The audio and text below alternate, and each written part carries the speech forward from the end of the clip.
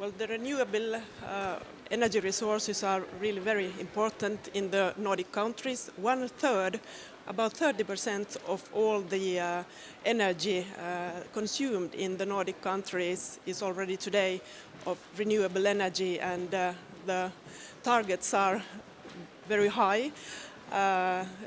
For example, in Denmark is one of the countries in the whole world that is using most wind power. Sweden and Norway have hydropower.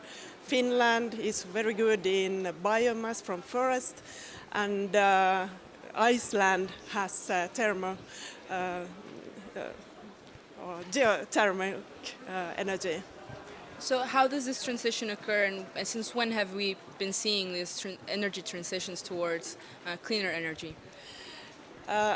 This all has happened very quickly, in fact, in the last 20 years.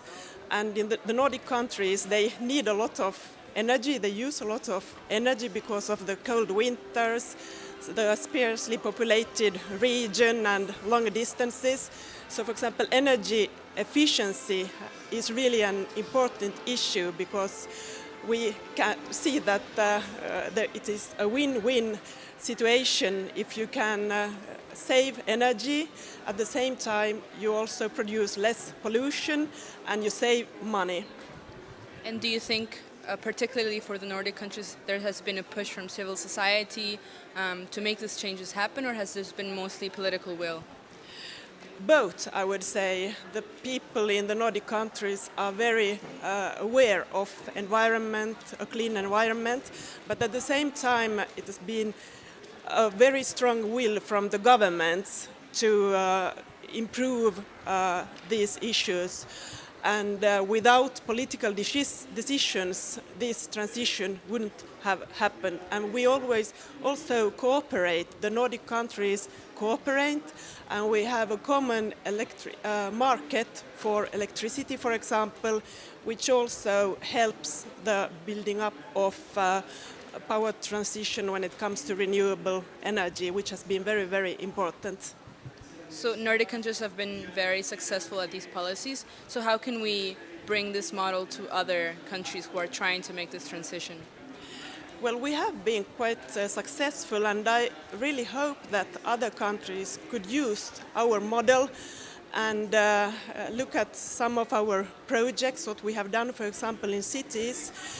District heating is something that is very common in all our big cities, and it's a very efficient, energy efficient way to warm up buildings.